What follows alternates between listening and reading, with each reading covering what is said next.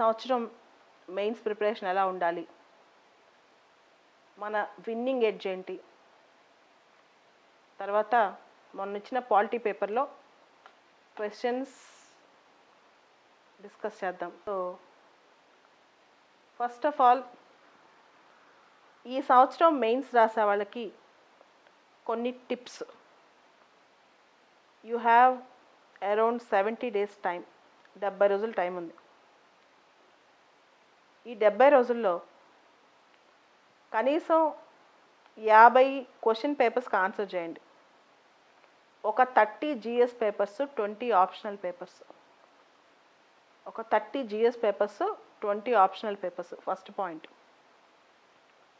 రెండోది, రోజుకి 10 గంటలు చదివినా ఖచ్చితంగా 3 hours రాయండి. రోజుకి 10 hours చదివినా 3 hours రాయండి.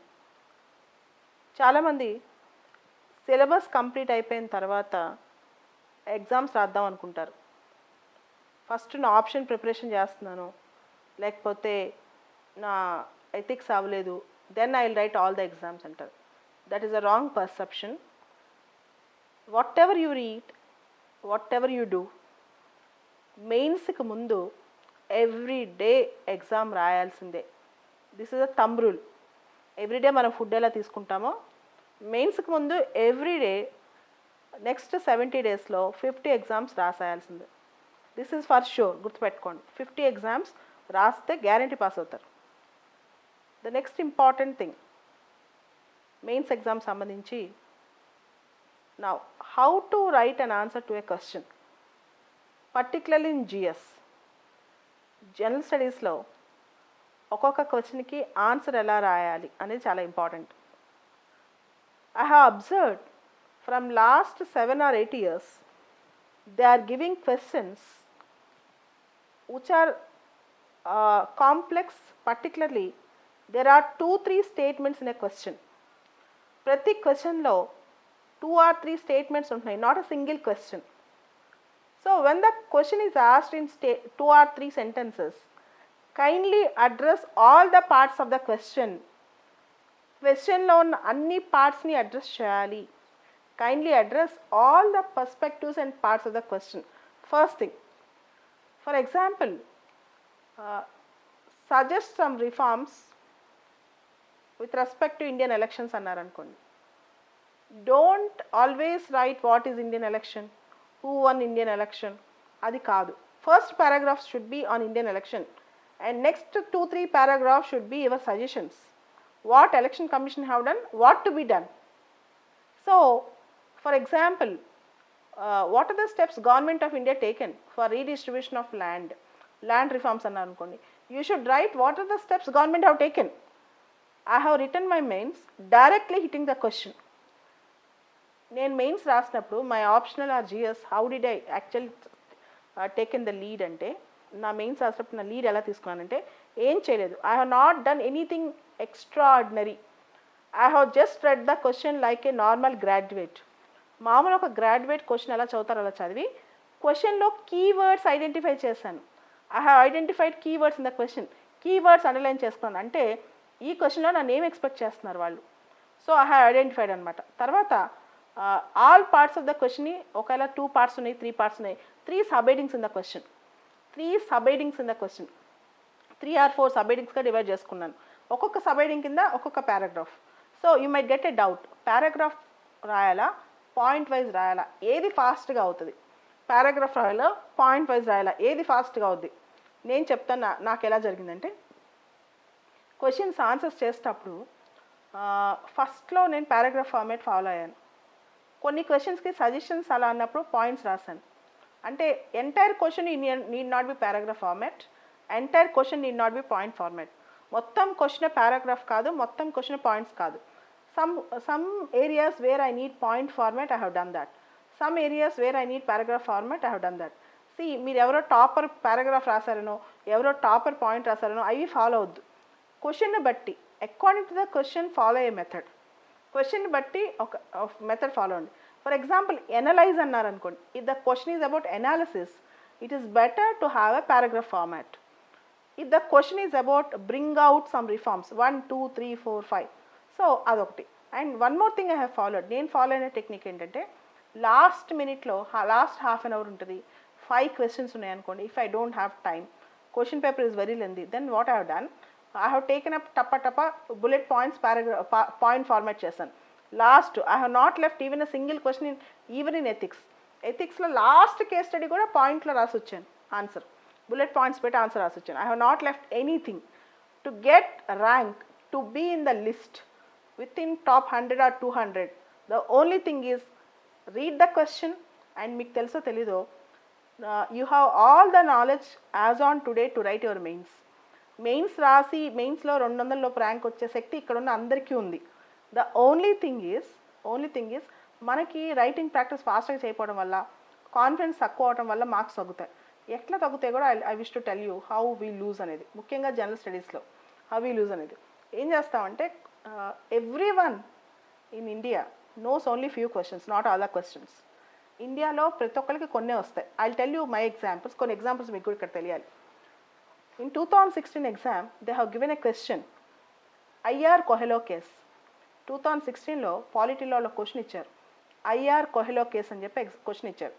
నాకు తెలిసి many of the students who wrote mains don't know the answer, వాళ్ళకి ఆన్సర్ తెలియదు. అలానే in 2016 Polity first question, they asked us to write about 69th constitutional amendment. 69th constitutional amendment చాలా మందికి తెలియదు, చాలా మందికి. And in ethics they asked us to write they asked us to write on Gandhi's 7 sins, Gandhi 7 మహాపాపాలు, Gandhi 7 sins గురించి అడిగారు. So there are certain areas where people are not certain. 100 మంది రాస్తే 5 మందికో 6 మందికో తెలుసుంటాయి అంతే, ఎక్కువ మందికి చాలా ఆన్సర్స్ తెలియవు. డోంట్ థింక్ దట్ మన క్వశ్చన్ పేపర్ మొత్తం వచ్చేయాలి, చదవంగానే ప్రతి క్వశ్చన్ వస్తేనే మనం టాప్ అవుతాం. రిమెంబర్ ఫర్ ఎవ్రీ ఆన్సర్ మీకు కొన్ని మెయిన్స్ టెక్నిక్స్ చెప్తాను, బాగా వినండి. GS question paper is not corrected by a single teacher. GS question papers ఎలా అంటే జిఎస్ 1, 2, 3, 4 ఉంటుంది కదా. ఇన్ జిఎస్ 1 ఉందనుకోండి, in GS 1 we have geography, history, social issues, world history, ఈ ఏరియాస్ ఉన్నాయి కదా. ఏ టీచర్ ఆ టీచరే కరెక్ట్ చేస్తారు. Entire question paper will not be corrected by single teacher. Entire question paper will not be corrected by single teacher in GS. General studies perspective చూసుకుంటే మొత్తం booklet మొత్తం ఒక టీచర్ కరెక్ట్ చేయరు, ఆ టీచర్కి ఉన్న 4-5 క్వశ్చన్స్ ఆ టీచర్ కరెక్ట్ చేస్తారు. First thing remember this. And second thing, మీరు చాలా నాలెడ్జ్ ఒక క్వశ్చన్లో చూపించిన 5th question teacher will not study the teacher who studied your first question. The examiner who studied your first question will never see your 10th question or 20th question. మీరు అనుకోవచ్చు ఎగ్జామినర్కి తెలుసు నాకు చాలా నాలెడ్జ్ ఉందని, లాస్ట్లో టైం లేక రాయలేదని, అందుకే ఫాస్ట్గా రాశాను. అలా ఏం లేదు. Each question is an end in it self. Every question is an end in it self. ప్రతి క్వశ్చను సపరేట్గా చూసుకోవాలి. ప్రతి క్వశ్చన్కి మార్కింగ్ సపరేట్గా మీకు చూసే ఉంటారు. మన మెయిన్స్ ఆన్సర్ షీట్లో ఎగ్జామినేషన్ హాల్లో ముందు ఒక బాక్స్ ఉంటుంది, క్వశ్చన్ నెంబర్ 1కి ఎన్ని మార్క్స్ వచ్చాయి, క్వశ్చన్ నెంబర్ 2కి ఎన్ని మార్క్స్ వచ్చాయని. అంటే every question is an end in itself. You are expected to give same value to every question whether you know the question or you don't know the question. Unless the question is like completely Greek and Latin which you don't know any single sentence, try to write at least a paragraph so that you can win 2-3 marks even if you don't know the entire question at all. అర్థమైందా చెప్పింది? So you are expected to address each and every question, you are expected to complete. So you might get a doubt. Some of the students who are writing mains, they ask me a doubt. నాకు ఒక question paper రాయాలంటే answer చేయాలంటే 4 hours పడుతుంది, 5 hours పడుతుంది, what should we do? ఇంకొక blind thumb rule ఏంటంటే GS mains answers రాసేటప్పుడు the rule which I have followed, నేను ఫాలో అయిన rule, I have divided the 250 marks into hours. So how many questions, how many మార్క్స్కి నేను first అవర్లో complete చేయాలి, ఎన్ని మార్క్స్కి సెకండ్ అవర్లో కంప్లీట్ చేయాలి, ఎన్ని మార్క్స్కి థర్డ్ అవర్లో కంప్లీట్ చేసేయాలి. సో ఫస్ట్ అవర్లో స్లోగా రాసి థర్డ్ అవర్లో స్పీడ్గా రాయొద్దు. So first 1 hour end, second 1 hour end, third 1 hour end, ఆ ప్యాటర్న్ ఫాలో అవ్వండి. ఫస్ట్ 1 hourలో 7 questions అంటే 7 questions అక్కడ అయిపోవాలి. అట్లా అంటే మీ టైం టేబుల్ మీరు పెట్టుకుని మీరు ఎన్ని క్వశ్చన్స్ పెట్టుకున్నారో ముందే ప్రిపేర్ అయిపోండి. Don't mess up in the examination hall. Now it self you should have a strategy. First 1 hourలో ఎన్ని క్వశ్చన్స్ అయిపోవాలి, సెకండ్ 1 hourలో ఎన్ని క్వశ్చన్స్ అయిపోవాలి, థర్డ్ 1 hourలో ఎన్ని క్వశ్చన్స్ అయిపోవాలి. This is the most important thing. And the next important thing ఇక్కడ ఇప్పుడు ఒక్కొక్క question చూసి దీనిలో ఎందుకు ఇచ్చాను కీవర్డ్ ఏంటో చెప్తాను. I will take some polity questions that were asked. First 10 questions ఇప్పుడు డిస్కస్ చేద్దాం. ఒక్కొక్క క్వశ్చన్ తీసుకుని నేను ఎందుకు ఇచ్చానో అసలు దానిలో మీరు ఏం రాయాలి కంటెంట్ చూడండి. First question, access to internet should be declared as a fundamental right. Access to internet should be declared as a fundamental right. Discuss in the light of recent Supreme Court judgments and internet blockades. This is question. So I have given an assertive statement. నేను ఇక్కడ first statement ఏం చేశానంటే ఒక assertive statement ఇచ్చేసాను. ఏంటి assertive statement? Access to internet should be declared as a fundamental right. అంటే fundamental right అని నేనే ఒక కంక్లూజన్ మీకు ఇచ్చేసాను. ఇట్ షుడ్ బి డిక్లేర్డ్ అని. You are not expected to debate on it. అది అవ్వాలా వద్దా అని మిమ్మల్ని నేను అడగలేదు. So you should never debate on it. దీని మీద మీరు డిబేట్ చేయకండి. Okay, discuss in the light of judgments and internet blockades. అసలు ఇంటర్నెట్ బ్లాకేడ్స్ గురించి ఎందుకు వచ్చింది చూపండి. సో ఇక్కడ ఎందుకు ఈ ఆన్సర్లో ఏమేమి కంటెంట్ ఉండాలి అంటే, Anuradha basin versus Union of India. Anuradha basin case ఏంటి? కాశ్మీర్లో మీకు తెలుసు ఆవిడ జర్నలిస్టు. ఆవిడకి ఏదో న్యూస్ పేపర్ ఉంది, కాశ్మీరీ టైమ్స్ ఏదో. ఆవిడ కోర్టుకు వెళ్ళిందనమాట. నా ఫ్రీడమ్ ఆఫ్ ప్రొఫెషన్ అది, నాకు ఇంటర్నెట్ లేకపోతే without internet my press will not run, my journalism will not run అని చెప్పి. Then the bench declared that freedom of speech and expression and freedom to practice any profession. The bench declared that freedom of speech and expression and freedom to practice any profession over the medium of internet enjoys constitutional protection. That means your freedom of speech and expression and your freedom of profession over the medium of internet enjoys constitutional protection under Article 19 Clause 1 Clause A and Article 19 Clause 1 Clause G. 19 Clause 1 Clause A is freedom of speech and expression. 19 Clause 1 Clause G is freedom of profession. This freedom is not absolute. Kani Article 19(1)A, 19(1)G, is it absolute? No fundamental right is absolute. Restrictions can be imposed on it according to Article 19 Clause 2.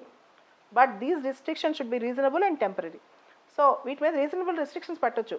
కొన్ని సందర్భాల్లో permanent restrictions పెట్టలేకపోవచ్చు. You should not have permanent restrictions. Sometimes some restrictions should be temporary and the restriction should be reasonable. So ఇది Supreme Court ఇచ్చిన statement. ఈ statement I have expected from you. And there is one more thing you should even write. Even the question was asked about Supreme Court judgments. Even High Court కూడా ఇక్కడ mention చేయొచ్చు. Fahim Shireen versus State of Kerala. FAHIM. Fahim SHIRIN. Fahim Shireen versus State of Kerala. So Kerala High Court declared that right to internet access is a fundamental right. Right to internet access is a fundamental right, forming a part of right to privacy and right to education. Right to access to internet is a fundamental right, which is a part of right to privacy and right to education under Article 21 of the Indian Constitution. Under Article 21 of the Indian Constitution. You are expected to take a lead from these two cases. ఈ రెండు cases నుంచి, Anuradha basin case, Faheem Shireen case, ఈ రెండు cases నుంచి మీరు కొంచెం lead తీసుకోవాల్సిన అవసరం ఉందన్నమాట. దెన్ హియర్ ఇక్కడ question, what is the question? Access to internet should be declared as a fundamental right. So it should be declared as a fundamental right because now freedom of expression, freedom of speech includes in the global world, in the globalized world, it includes access to various information, and the major source of information particularly during COVID-19 is internet. So everything have become online, everything have become digital. So access to internet is a part of our freedom of speech. It should be a part of our freedom of speech. It can be restricted only when there was a reasonable ground. It can be restricted. So this should be the paragraph. ఇక్కడ ఇది first paragraph రాయాలి. తర్వాత judgements రాసి internet బ్లాకేడ్స్. Why Kashmir touch చేస్తూ లైట్గా, you should never support entirely the activist. If government feels that there is a threat to security or threat to public order, definitely government can impose reasonable restrictions. Definitely government can restrict the access to information only when there was a situation which needs such dire blockades.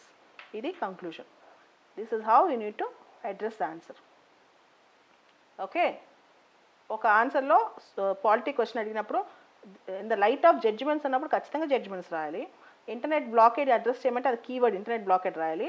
Fundamental right access to internet fundamental right అని చెప్పేశారు కాబట్టి ఇక్కడే should be a fundamental right అన్నారు కాబట్టి assertive statement కాబట్టి ఆ statement support చేస్తూ మీ ఒపీనియన్ రాసి అట్ ద సేమ్ టైం ఎక్స్ట్రీమ్కి వెళ్ళకుండా రీజనబుల్ రిస్ట్రిక్షన్స్ ఉంటాయని రాసి 19 Clause 2 గురించి రాయాలి. So 19 Clause 1 Clause A, 19 Clause 1 Clause G, 19 Clause 2, all these articles should be mentioned if you aim to get top marks. So next question. Second question which I gave in model test was detail the role and mandate of cabinet committees in India. I asked you to write an answer on role and mandate of cabinet committees in India. Why I gave question on cabinet committees? Cabinet committees is a trending topic as last year government formed 2 cabinet committees. One is cabinet committee on investment and growth. Second is cabinet committee on employment and skill development. So last year investment and growth, employment and skill development 2 cabinet committees government ఏర్పాటు చేసింది. So what is the role and mandate అని question అనమాట. Role and mandate రాసేటప్పుడు you should write about article 77 Clause 3. The executive work under the Government of India Transaction of Business Rules 1961. The executive works under the Union Executive A rules ప్రకారం పనిచేయాలి? The Union Executive works under the Government of India Transaction of Business Rules 1961. So దాని ద్వారా article 77 Clause 3లో కూడా రూల్స్కి a article base executive function చేయడానికి కొన్ని rules ఉంటాయి. ఆ రూల్స్కి a article original article 77 Clause 3ని ఇక్కడ ఖచ్చితంగా మెన్షన్ చేయాలి. If you are writing polity answers kindly write with articles. Some of the important articles you need to remember, particularly some specific articles which I mention now. ఇలానే కాదు మిగతా papers discussion అప్పుడు కూడా పాలిటీలో articles రాయాలి. తర్వాత who constitutes cabinet committees? Prime minister constitutes. Standing committees, ad hoc committees. For what? For specific functions. అసలు ఎందుకు cabinet committees అంటే చూడండి, cabinet committees because if the major decisions with respect to government policy if it effects more than one department it needs concurrence of various departments. ఒక్కొక్క సందర్భాల్లో ఏమవుద్దంటే ఒక్క డిపార్ట్మెంటే కాదు 4-5 department సంబంధించిన 3-4 డిపార్ట్మెంట్ సంబంధించిన అంశాలు ఒక్కొక్కసారి గవర్నమెంట్ డెసిషన్ తీసుకురావచ్చు. ఆ టైంలో సింగిల్ మినిస్టర్ ఆ single department should not take the policy decision. So ఆ కమిటీ విల్ బి కాన్స్టిట్యూటెడ్ అనమాట. This is the major thing. ఎందుకు క్యాబినెట్ కమిటీ? మిగతావన్నీ ఎక్స్పర్టైజ్ ఉంటాయి, టెక్నికాలిటీ ఉంటాయి. తర్వాత for example cabinet committee on security ఉంది, home ministry is important, defence ministry is important అలా అనమాట. So we need to have various committees. దీనిలో standing committee, ad hoc committee ఉంటుంది. You need to right 2-3 examples కూడా, మంచి మంచి examples కూడా రాయొచ్చు క్యాబినెట్ కమిటీస్ మీద. Economic affairs, cabinet committee on economic affairs, cabinet committee on parliamentary affairs, cabinet committee on political affairs, cabinet committee on security. వాళ్ళు చేసిన work ఏంటి, వాళ్ళ రోల్ ఏంటి. If you have time 1 or 2 examples also you can write. Some of the important decisions go beyond the scope of one department. So at that time we need to have concurrence of various departments and understanding of various departments, suggestions of various departments. During that time we need the consultation of various departments. అప్పుడు ఇంకా ప్రాపర్గా cabinet committees work అవుతాయి. ఇందాక చెప్పాను కదా cabinet committee and security అంటే defence ministry ఉంటుంది, home ministry ఉంటుంది, సో మినిస్ట్రీస్ కన్సర్న్ ఉంటాయి అనమాట. ఇట్లాంటి పాయింట్స్ తీసుకోవాలి. Expertise, technicality and it's consensus, ఇవన్నీ next second, third, fourth points. కానీ ఫస్ట్ పాయింట్ ఇస్ దిస్. ఇవన్నీ కలిసి మీరు ప్రాపర్ ఆన్సర్ ప్రిపేర్ చేసుకోవాలి దీని మీద. ఎందుకంటే direct question role and mandate, direct question ఇది రోల్ అండ్ మ్యాండేట్ అనేది. థర్డ్ క్వశ్చన్ చూడండి, speaker is regarded as a true guardian of the traditions of parliamentary democracy. Statement వినండి, speaker is regarded as the true guardian of the traditions of parliamentary democracy. Assess and evaluate the role of speaker, especially during the defections. So ikkada I have given 2 statements. Speaker parliamentary democracy proper ga పరిరక్షించే వ్యక్తి అని ఈ first statement. So first paragraph you should mention how speaker acts like a true guardian. First పారాగ్రాఫ్లో ఏం చేయాలి? How speaker acts like a true guardian అంటే అక్కడ ఏమేమి రాయాలి? Speaker acts like a true guardian అంటే you have so many important points. Speaker acts like a true guardian అంటే ఏమేమి పాయింట్స్ రాయాలి చెప్పండి? First, speaker business advisory committee rules కమిటీకి chairman. Though speaker belongs to a particular political party he represents as a house as a whole. Speaker ఒక political party అయినా సరే ఆయన house as a whole represent చేస్తారు. Speaker presides over joint sitting. Speaker maintains the decency and decorum of the house. Speaker also ఎథిక్స్లో parliament డెకోరంలో ఆయన role play చేస్తారు. Speaker plays a pivot role in the parliamentary democracy. Money bill విషయంలో whether money bill is not speaker finalise చేస్తారు. Joint సిట్టింగ్లో ఆయన preside చేస్తారు. ఇదంతా first paragraph. So how the role, speaker's role అనేది, స్పీకర్ అనేది highest office, though particular qualification is not required for the speaker, specially for the speaker, but speaker is post is very crucial. ఇదంతా only first paragraph రాయాలి, only first paragraph అనమాట. ఇదంతా మీకు polity basic బుక్లో ఉంటాయి. అయితే ఇక్కడ సెకండ్ పారాగ్రాఫ్ నుంచి సెకండ్ పాయింట్ అడ్రస్ చేయాలి. Assess and evaluate the role of speaker. ఇక్కడ controversial, particularly with respect to defections. ఎందుకు ఇచ్చాను డిఫెక్షన్స్ గురించి, ఎందుకు ఇచ్చాను, రాజస్థాన్ సంగతి ఏంటి, కర్ణాటక సంగతి ఏంటి, తర్వాత అంత ఫస్ట్లో కిహోతు హోలోహాన్ కేసు ఏంటి. సో యాంటీ డిఫెక్షన్ లాలో speaker is playing a biased role. Speaker పక్షపాత ధోరణి చూపిస్తున్నారు యాంటీ డిఫెక్షన్ లాస్ట్ విషయంలో. సో దీని గురించి రీసెంట్ ఇన్స్టెన్స్తో మీరు స్పీకర్ గురించి, because there is no time boundness to decide anything about anti defection law. స్పీకర్కి ఈ టైం లోపల ఏది చేయాలని ఎక్కడ లేదు కాబట్టి speaker is taking is own description అనమాట. సో దీనికి సంబంధించి మీరు యాంటీ డిఫెక్షన్ లాకి సంబంధించి స్పీకర్, సో ఫైనల్గా ఒక స్టేట్మెంట్ ఇవ్వాలి. There is a need to amend and have a very strong anti-defection law, and no body in the system, in our Indian constitutional system, is above constitution.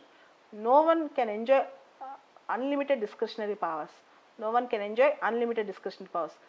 Speaker is also a part of parliamentary democracy. Speaker's post is also a constitutional post. So constitutional makers are not intended, they are not intended to give unlimited powers to any position in our అని చెప్పి అక్కడ end చేయాలన్నమాట. ఇది third question. So you need to address all parts అనమాట. And next question పూర్తిగా static ఇచ్చాను. Define money bill, distinguish between money bill and finance bill. Next question full fledged static question ఇచ్చాను. Define money bill, distinguish between money bill and finance bill. ఊరికే డైరెక్ట్గా ఏ polity బుక్లో జరిగితే వచ్చింది. కానీ if you don't write 110 article, 109 article and article 117 is finance bill అనమాట. First of all what is the money bill, article 110లో definition. Okay, then 109 procedure for passing, speaker's decision is final whether a bill is money bill or not. ఇది first paragraph రాయాలి. తర్వాత difference between finance bill and money bill. All money bills are finance bill, but all finance bills are not money bills. So finance bill type 1, type 2. ఒక పెద్ద circle వేసి చిన్న circle అయింది, దానిలో పెద్ద సర్కిల్ ఫినాన్స్ బిల్స్, చిన్న circle money bill. So ఈ diagram వేసి ఒక ప్రాపర్ బేసిక్ పాలిటీ టెక్స్ట్ బుక్లో ఆన్సర్ చూస్తే అయిపోతుంది ఇది. So this is the thing అనమాట. So next question, fifth question. certain recent bills and ordinances passed by the center are encroaching upon the state legislation. Can it be considered as a crisis of federalism? Can. Here examiner asked you a question, can. That means you have to give a reply. ఇక్కడ examiner ఒక statement అడిగాడు నిన్ను, ఇక్కడ నీ opinion అడిగాడు. First స్టేట్మెంట్లో ఏంటి, first క్వశ్చన్లో ఏమో అసర్టివ్ స్టేట్మెంట్ ఇచ్చాడు, షుడ్ బి అని. ఇక్కడేమో క్యాన్ అంటే ఏంటి, whether it can or cannot, అలా ఆలోచించుకోవాలి. ఇక్కడ ఏమి ఇచ్చాను, certain recent bills and ordinances pass by centre are encroaching upon the state legislation. Can it be considered as a crisis of federalism? Analyse. Actually నేను ఒక 2018-19లో I read a KCR statement. KCR గారు ఒక statement ఇచ్చారు. ఆ statement ఏంటంటే, state లిస్ట్లో ఉన్న subjects, the subjects which are mention in the state list, they were now slowly each and every item were sent into concurrent list. అంటే స్టేట్కి exclusive domain చట్టాలు ఉన్నాయి కూడా సెంటర్ ఏం చేస్తుందంటే కాంకరెంట్ లిస్ట్లోకి తీసుకెళ్ళిపోయి అంటే నేను కూడా చేయొచ్చు దీనిలో అని చెప్పి చేస్తుంది. సెంటర్ ఓవర్ పవర్ చేస్తుంది స్టేట్స్ని. అసలు concurrent list should be abolished అని కేసీఆర్ గారు స్టేట్మెంట్ ఇచ్చారు. ఆ స్టేట్మెంట్ మీద డిబేట్ జరిగింది. అప్పుడు ఇంటర్వ్యూలో కూడా క్వశ్చన్స్ అడిగారు అనమాట, కేసీఆర్ ఈ స్టేట్మెంట్ ఇవ్వచ్చా అని. అయితే ఇక్కడ క్వశ్చన్ ఏంటంటే, ఇప్పుడు రీసెంట్గా farm bills, agriculture bills 2 farm bills pass అయ్యాయి. మొత్తం అయితే 3 యాక్చువల్గా, కానీ 2 బేసికల్గా agriculture is a state list. తర్వాత RERA, real estate regulation land అనేది స్టేట్ సబ్జెక్ట్, రియల్ ఎస్టేట్ అనేది సెంటర్ చేసింది చట్టం. అలా స్లోగా సెంటర్ చేస్తుంది అనమాట. So here I expected a point from all of you. మీ దగ్గర నుంచి నేను ఒక ఎక్స్పెక్ట్ చేశాను. క్వశ్చన్ ఏ ఆన్సర్ షీట్లో అయితే కనిపించలేదు ప్రాపర్గా నాకు. Doctrine of pith and substance, doctrine of colourable legislation. So how can you speak about encroachment? We have a judiciary and judicial review. And ఇక్కడ మీరు ఏం చేయాలంటే క్యాన్ ఇట్ బి అన్నప్పుడు you have to write about 2 doctrines, 2 సిద్ధాంతాల గురించి రాయాలి. Doctrine of pith, P I T H, pith and substance, doctrine of colourable legislation. Doctrine of pith and substance, doctrine of colourable legislation. అంటే if centre makes a law in its own domain but it is encroaching on states, if the center makes law with a genuine reason, center do not have any bad intention but wanted to promote some genuine reason, then the court will apply doctrine of pith and substance. Centre ఒక చట్టం చేస్తూ మంచి పని కోసం చేస్తూ ఉండి కావాలని కాకుండా పొరపాటున స్టేట్లో ఎంక్రోచ్ అయినా కోర్టులు మంచి పనే కదా doctrine of pith and substance apply చేస్తాయి అన్నమాట. We have one more doctrine called doctrine of colourable legislation. Doctrine of colourable legislation అంటే దుర్బుద్ధితో, with a malified intention, with a bad intention, they will make law anamata. So with respect to state and center, there are 2 important doctrines here. So you need to write about these doctrines. Can it be anappudu? Yes. If it is colorable, definitely it is wrong. But it is for a good reason. We can apply doctrine of pith and substance. And cheppi, you are expected to write about farm bills. You are expected to write about slowly many items on the state list are entering into concurrent list. And cheppi rasi end cheyali. It is story. So conclusion should be very beautiful for this answer. Okay, next question. Ikkada 6th question. What is the 6th question? 6th question is police reforms are the need of the hour. So question lone statement ichesaru. Ippudu manaki police reforms రావాలి అంతే. చూడండి statement, police reforms are the need of the hour. Analyze this statement in the light of recent custodial death in Tamil Nadu. I think the case even ఇప్పుడు ఇందాక కూడా చదివాను, CBI వాళ్ళు చెప్పారు రాత్రి 10ంటికి కొట్ట మొదలెడితే పొద్దున్న 4 వరకు కొట్టారంట తండ్రి కొడుకుని. In Tamil Nadu, in Thoothukudi district, in a police station father and son మీద కస్టోడియల్ డెత్ ఇష్యూస్ జరుగుతున్నాయి. So what are the committees mention, what are the committees that were established for police reforms అని చెప్పి ఈ కస్టోడియల్ డెత్ పోలీస్ రిఫార్మ్ సంబంధించి. So ఇక్కడ I have given 3 statements in the question. First is an acceptive statement which you need to support. First paragraph, yes, police reforms is need of the hour. Investigation and law and order should be separated. Police also overburdened. Human rights issues also creeping up. Encounters are also coming up. Okay, in Hyderabad also recent there was a human rights activists, HRC have come here. Adanta oka trials ante. You should not decide something whether encounter is correct or wrong, but you can give a statement. Oka statement ante police reforms kavali. Police should also be answerable and responsible. So custodial death in Tamil Nadu gurinchi oka 2 lines rayali. 2 lines. You should not take a statement. When the case is sub judice, you should not take a stand. Oka case gurinchi inka telinappudu మీరు ఆ encounter గురించో ఈ custodial death గురించి ఒక stand తీసుకోకూడదు. You need to write a statement which is unbiased, but you should not take that. అర్థమైందా? ఒక stand తీసుకుని చేయకూడదు. ఇక్కడ కమిటీస్ గురించి చాలా కమిటీస్ ఉన్నాయి కస్టోడియల్ డెత్స్ పోలీస్ రిఫార్మ్ సంబంధించి. సో వాయిలెన్స్ బై పోలీస్, మీరు రాసుకోవాల్సిన పాయింట్స్ ఇక్కడ ఏంటంటే వాయిలెన్స్ బై పోలీస్ ఎక్కడెక్కడ రీసెంట్ ఇన్సిడెంట్స్. ఎన్సీఆర్బీ డేటా, రీసెంట్గా వచ్చిన ఎన్సీఆర్బీ డేటాలో కస్టోడియల్ డెత్ డేటా ఉండొచ్చు, ఇంకా వచ్చిందో లేదో ఒకసారి చెక్ చేసుకోండి. 2018 you have proper data on custodial death. ఒక సంవత్సరం only in Gujarat there was 70 custodial deaths అంట. So you can collect some data about custodial deaths. And there are committees like Gore committee on police training, జీవారీ, Gore committee on police training, national police commission 1977, Padmanabhaiah committee 2000, Padmanabhaiah committee 2000. Supreme Court judgment ఒకటి ఉంది, Prakash Singh versus Union of India, Prakash Singh versus Union of India.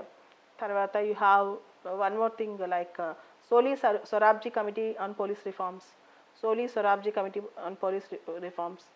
So ఇట్లా you need to, and you can give your own some suggestions, 1 or 2 suggestions also. So ఇవన్నీ కలిపి రాస్తే answer అయిపోతుంది అనమాట. You need to write all these things. తర్వాత 7th question. Lok Adalat, a Gandhian concept. aims to ensure justice for the poor. Lok Adalat. First, what is the statement in the question? Lok Adalat, a Gandhian concept, aims to ensure justice for the poor. So, first paragraph lo em cheyali? Lok Adalat, Article 39A of the Constitution, National Legal Services Authority Act 1987. How Lok Adalat ensure justice for the poor. ఇవన్నీ first పారాగ్రాఫ్లో ఉండాలి. ఇదంతా expect చేస్తున్నారు. తర్వాత is it successful in establishing alternative dispute mechanism in India besides the regular courts. అంటే లోక్ అదాలత్లు ఎందుకు పెట్టారు అంటే కొన్ని చిన్న చిన్న కేసెస్, ఫ్యామిలీ కేసెస్, లేకపోతే motor vehicle accident cases, cheque bouncing cases, the cases which are compoundable and the cases where compromise is possible Lok అదాలత్కి వెళ్తాయి అన్నమాట. So wife and husband issues కానీ, చిన్న ఫ్యామిలీ కోర్ట్స్, స్మాల్ చిన్న చిన్న సివిలియన్ ఇష్యూస్, ఇవన్నీ వెళ్తాయి అన్నమాట. అయితే ఇవి సక్సెస్ అయినాయా కాలేదా? So don't take a stand. ఇలా అడిగినప్పుడు ఫుల్గా సక్సెస్ అయిపోయినాయో, చిచి Lok Adalat complete nonsense అనో అని చేయదు. Why Lok Adalat is failing అని చెప్పి అక్కడ రాయాలి. లోక్ అదాలత్లో కూడా నార్మల్ కోర్ట్ ప్రొసీజర్ స్టార్ట్ అయిపోయాయి. లోక్ అదాలత్లో కూడా డిలేస్ స్టార్ట్ అయిపోయాయి. ప్రాపర్గా Lok Adalat they are not constituting Lok Adalats on regular basis అనమాట. సో ఇవన్నీ రాసి నౌ న్యూ కాన్సెప్ట్ వచ్చింది, ఈ లోక్ అదాలత్స్ అని బెంగళూరులో బాగా పనిచేస్తున్నాయండి. హైయెస్ట్ ఇన్ ఈ లోక్ అదాలత్ కాన్సెప్ట్ వచ్చింది. బేసికల్గా మెగా ఈ లోక్ అదాలత్ కూడా చేస్తుంటారు అప్పుడప్పుడు. మెగా ఈ లోక్ అదాలత్ లాస్ట్ ఇయర్ ఈ మెగా ఈ లోక్ అదాలత్లో 1.15 lakh కేసెస్ అనమాట. 1,15,000 కేసెస్ సాల్వ్ చేశారంట. ఓకే, 1,15,000 కేసెస్ సాల్వ్ చేశారంట. టోటలీ లోక్ అదాలత్లో 77 బెంచెస్ పెట్టారంట. So you should get the data, complete data అని లోక్ అదాలత్ల మీద డేటా చేసుకుని చేయాలన్నమాట. ఇంకా లోక్ అదాలత్ల మీద ఎందుకంటే సుప్రీంకోర్టు, హైకోర్టు, డిస్ట్రిక్ట్ లోయర్ కోర్ట్స్లో చాలా కేసులు పెండింగ్లో ఉంటున్నాయి. ఈ కేసులు పెండింగ్స్ తగ్గించాలంటే కొన్ని కోర్టులు ఆల్టర్నేటివ్ డిస్ప్యూట్ రెడ్రసల్ మెకానిజంలోకి వెళ్ళాలి. ఇవన్నీ రాయాలన్నమాట. ఓకే, సో ఫైనల్ ఏం చెప్తారంటే కంక్లూజన్ ఎలా రాయాలని అడుగుతారు కదా. Lok Adalat though they are doing good, there is a long way for a complete successful functioning of lok adalat.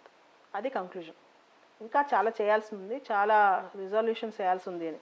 ఎందుకు అవ్వట్లేదంటే again lawyer centred, again issues centred. Lok అదాలత్లో చాలా ఇష్యూస్ ఉన్నాయి, ఇవన్నీ రాయాలన్నమాట. ఇది తర్వాత next thing is about 8th question, the role of parliamentary committees. The role of parliamentary committees in India is receding. Do you agree? The role of parliamentary committees in India is receding. Do you agree? Bring out the need to scrutinize the bills, to check legislation. Okay. ఇక్కడ ఏంటంటే parliamentary committee ఎందుకు ఈ question ఇచ్చాము, last 2 years నుంచి చాలా bills parliamentary కమిటీస్కి వెళ్లకుండా pass అయిపోతున్నాయి. So Lok Sabha is a popular house, Rajya Sabha now dominated by a party. So now ఇప్పుడు ఏం చేయాలి, బిల్స్ హేస్టీ లెజిస్లేషన్స్ ఉండకూడదు. What is the need of parliamentary committee? Scrutinising each and every bill, suggesting reforms for the bill. For example మీకు తెలిసే ఉంటుంది, surrogacy bill ఉంది కదా 2016లో అనుకుంటా. పార్లమెంటరీ కమిటీకి వెళ్తే పాపం పార్లమెంటరీ కమిటీ చాలా దాన్ని స్టడీ చేసి కమర్షియల్ సరగేసీ వద్దు, ఆల్ట్రిస్టిక్ సరగేసీ మాత్రమే ఉండాలి అని చెప్పి వీళ్ళు పార్లమెంటరీ కమిటీ స్ట్రాంగ్గా సజెస్ట్ చేస్తుంది. ఆ బిల్ చాలా సక్సెస్ అయింది ఇప్పుడు, అంటే ఆ బిల్ స్ట్రాంగ్గా ఉంది ఇప్పుడు. సో చాలా బిల్స్కి parliamentary committees can sit and think properly. And parliamentary కమిటీస్లో డామినేషన్ అనేది దో మెజారిటీ పార్టీ వాళ్ళు ఉన్నా అన్ని పార్టీస్ ఉంటాయి కాబట్టి కమిటీలో అపోజిషన్ పార్టీస్ అందరూ ఉంటారు కాబట్టి all ideas will be taken, everything will be consulted కదా. కానీ many bills were being passed from past 2-3 years without sending it to the parliamentary committees. So దీని మీద to check hasty legislation, to provide expertise, to provide a holistic law, and sometimes delay also is very good because law once passed is enforced on people. ఒకసారి చట్టం pass అయితే enforce అవుద్ది కాబట్టి ప్రజలపైన రుద్దకూడదు చట్టాలు. So ఇవన్నీ కూడా మీరు పార్లమెంటరీ కమిటీస్ నీడ్ గురించి నీట్గా ప్రాపర్ ఆన్సర్ తయారు చేసి పెట్టుకోండి. One of the top expected questions. So 9th question, preamble is introductory statement in a document with certain principles and philosophy comment. So ఇక్కడ క్వశ్చన్ ఏంటి తెలుసా, ప్రియాంబుల్లో ఉన్న ప్రిన్సిపల్స్ ఫిలాసఫీ మీద కామెంట్ చేయమంటున్నారు. ప్రియాంబుల్లో ఉన్న principles philosophy What are the principles? What is the philosophy? Popular sovereignty is the philosophy. People are supreme. Sovereignty is a philosophy. Secularism is a philosophy. Socialism is a philosophy. Republican nature, justice, social, economic, political, liberty of thought, తర్వాత equality, fraternity. ఇది మన ప్రియాంబుల్లో ఉన్న philosophy. దీన్ని with cases explain చేయాలి. ఏమేం cases? S R Bommai, secularism is the basic structure. Kesavananda Bharati, preamble is a part of constitution. Preamble can be amended, but basic structure in the preamble cannot be amended. So India is a democracy. Though we follow indirect model, we have true spirit of democracy. Itla preamble lo unna internal spirit gurinchi, that is called philosophy. That you need to explain with lot of interpretations and cases. Interpretations are cases. So for example, when you are writing about a word fraternity, yes, the entire preamble, which is a core, which is a key to our constitution, is conspicuous with a single factor called fraternity. It means brotherhood. Though we have different religions like different livers, they go and melt in a country called India, which is like a melting pot. ఇట్లాంటి మంచి ఒకటి రెండు ఫిలాసఫిక్స్ అంటే spirit, preamble యొక్క స్పిరిట్ని దానిలో reflect చేస్తూ commentary రాయాలన్నమాట. ఇది దీనికి ఆన్సర్. అర్థమైందా? సో దానిలో ఉన్న కోర్ వాల్యూస్ తీసుకుని with cases, with examples, with good handwriting, you need to write in a paragraph style with so much of enthusiasm. దీనిలో సెక్యులరిజం అంటే ఏంటి, socialism, true socialism, or do you follow Marxian model or Gandhian model? We don't go for strict Marxian model or typical Gandhian model. We follow a mixed model like Nehruian, Gandhian, some Nehruian principles, some Gandhian principles. We follow socialism ante Marxian socialism we don't follow, like we don't follow like Chinese communism also. ఇవన్నీ కొంచెం అక్కడ కొంచెం compare చేస్తూ రాస్తే they will feel happy అనమాట. So 10th question, RTA Act has been hailed as a master key to good governance. RTA Act has been hailed as a master key to good governance. Challenges. Year mains లో ethics or essay or GS, somewhere you will be writing about RTA. If you are a political science optional student or public administration student, మీరు కూడా RTA గురించి రాసే అవకాశం ఉంది. RTI ఎక్కడొకటి తగులుతుంది. Last year మొత్తం న్యూస్ పేపర్లో ఆర్టీఏ ఉంది. ఎందుకు అంటే RTI act amendment, office of CJI will come under RTI, Supreme Court decision, తర్వాత Supreme Court chief justice comments on RTI activists, చాలా అండ్ పొలిటికల్ పార్టీస్ ఆర్టీఏలోకి రావాలా వద్దామా డిస్కషన్. ఈ RTI, so many concepts have come about RTA last year. So you can expect a question. So I gave a question. RTI మీద ఏదో ఒక సందర్భంలో ఎథిక్స్లో కానీ ఎస్ఏలో కానీ ఒక్క question guarantee. Even you can expect complete SA also. So ఇక్కడ ఏమడిగాడంటే first paragraph you need to address how RTI act have become master key to good governance. Yes, information is power, information is strength, information empowers, information brings revolution. Okay, informed citizens are always an active citizens. Okay, informed citizens are always be active. They will become active participants in democracy. And if democracy flourishes, good governance flourishes. This is the introduction statement. Nenu mains lo, whenever I am writing answers, the first paragraph introduction statements chala whatever I feel like first para chadivi na manasulo unchina beautiful things ni positive ga rastam. Try to write in such a way. So when you write first things, even negative answer, don't start in negative way. For example, poverty is a national shame annaru anukondi. Yes, it is a national shame and start cheyadu. Don't write like that. It reflects our mindset. It reflects our mindset. Yes, poverty, we have seen so much of poverty in India, still we can overcome it.